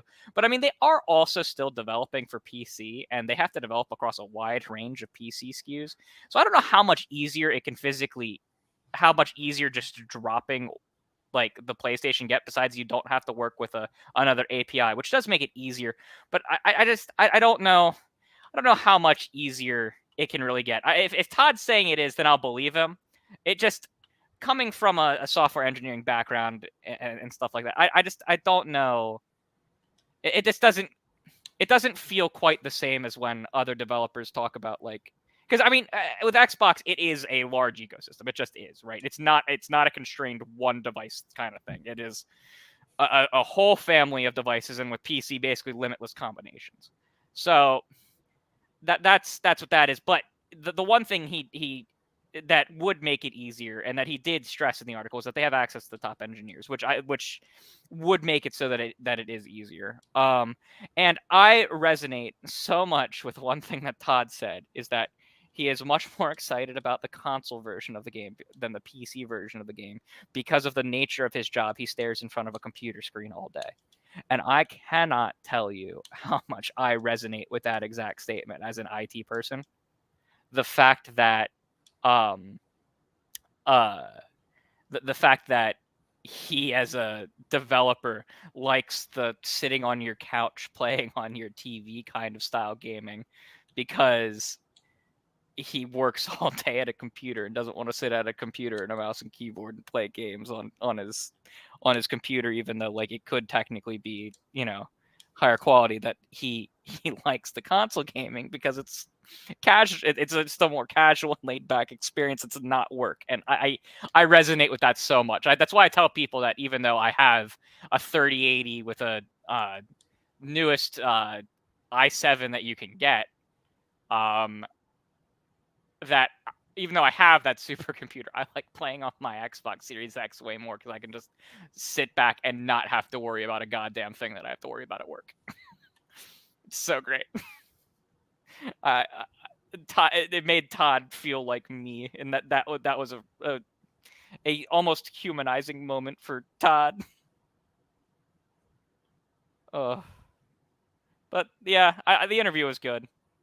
I'm so excited for Starfield. I can't wait to play it. I can't wait. Right. I see the chat talking about it. Like, what me and Invader and everybody here, like, at least I believe everybody here, the term cannibalizing is, so we got to look at it from the point of Microsoft is offering Game Pass.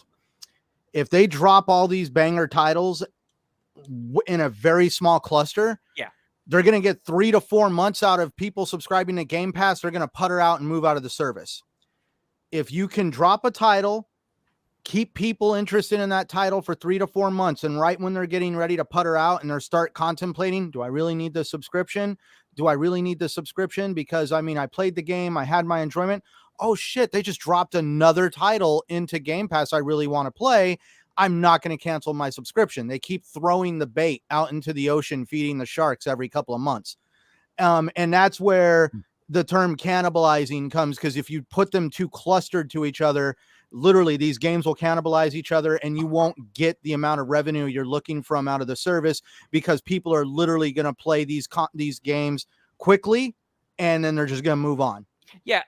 Another way to think about it is in the solar industry, there's a reason why solar panels aren't just all the arrays are somewhat distanced apart from each other, because you want the sun to hit them at the best amount of angles. And if you have all of your panels up so close to each other, then some of the panels are actually going to be blocking the light that hits them from different angles. And so you have to have them positioned ever so correctly so that they're all working at peak efficiency. And that happens a lot with games. That's why like you typically don't see from a first party releasing games one on top of the other, and why they hold some back. Nintendo's well known for holding absolutely complete games back because they don't want one game to cannibalize the sales of another one. I'm of the opinion that Forza Motorsport wouldn't cannibalize as long as they didn't release within the same like week, it wouldn't directly cannibalize the sales of another game, of another Xbox first party game. Same thing with, I really don't think even Horizon could do that, because the racing games typically have a much separated audience. Same with like RTSs, that they typically also have a very distinct audience that doesn't overlap extensively. And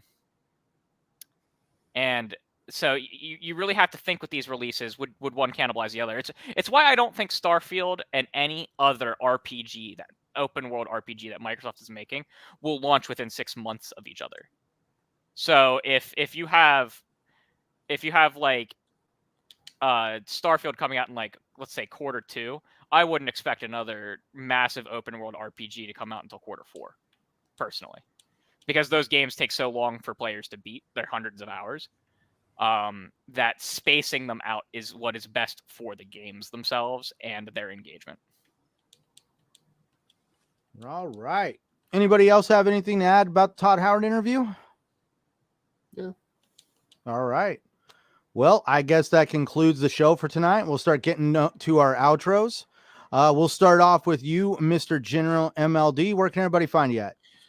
Yeah, you guys can find me at MLD Ghost on Twitter, gamertag Ghost MLD. And yeah, it was a great show. Lots to talk about, and looking forward to the next one. All right. And how about you, Mr. Shockley? Where can we all find you at? Shock, you're muted if you're talking. Oh yeah, no, I'm here. My bad. But no, as always, you can find me at Shocknir on Twitter, Easy Shock on Xbox Live. But yeah, good show tonight. Good topics. Hopefully, we can just stop talking about it here soon with this over and over and over. With this basically the same questions, but or same interviews, it seems.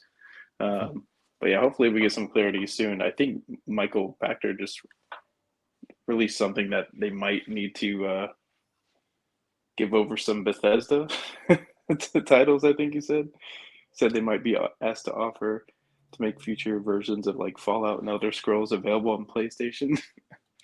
So that'll be interesting. But all right. And finally, rounding it off, how about you, Crusader? You can find me at Crusader3456 on Twitter. I think my pinned tweet has literally every other one of the social media platforms that I'm on pinned there. I'm on like everything. You can follow me on Xbox. I'm going to be playing a lot of Fortnite and Destiny 2 over the next couple of days. So if anyone wants to party up, you just send me a message and see if I have time. But yeah, you know, just a good show. Everyone, I love the conversation tonight. It was good. Yes, For Starfield. definitely fun conversations tonight. And yeah, sorry to all those in the chat that were looking to find love in the chat from our friendly bots that always appear. I'm going to be up front. I got to help Invader control that situation. Me and him are really working hard on the development of the TXR Love Finder. So we got to really corner that market and keep our chat for our own love finding bots. So sorry, everyone, if you missed out the opportunity on finding the love of your life in a YouTube chat. I don't know who it was in chat, but someone said, Dude. "No, how could you delete that before I found my true love?" And I had to mute myself real fast. I was cracking up. Oh yeah, I was cracking up myself seeing that. Also, apologies if anybody heard my neighbors pounding on the wall, dragging stuff on it. I think they're trying to burrow in here and actually, join me on the show, whatever the hell that was about. For those interested in finding me, you can find me at Centurion1307, Xbox Live, Twitter, and YouTube. You can find me here every Sunday night, generally as a panel member, because the host, Invader Gaming, is always the one running the show here. He left me in charge tonight, and I humbly accepted. You can also find me on Gaming Beyond the Box with Wilmy Hood and them. They've been kind of hit or miss with the shows. Definitely, they shout out to everybody on Twitter when one's going to fire up. Hopefully, we get to do one this week, but he's been really busy kind of getting things dialed in. So be sure to tune in here next Sunday. Invader will be here. As always, like, subscribe, follow us on other platforms like BitChute, Twitter, other social media platforms. Invader has us spread pretty far. And until then, man, thank you everybody in the chat. It was absolute fun conversating with you all. Always great to see all the familiar faces and new faces in the chat. And until next time, everybody, we'll see you next week.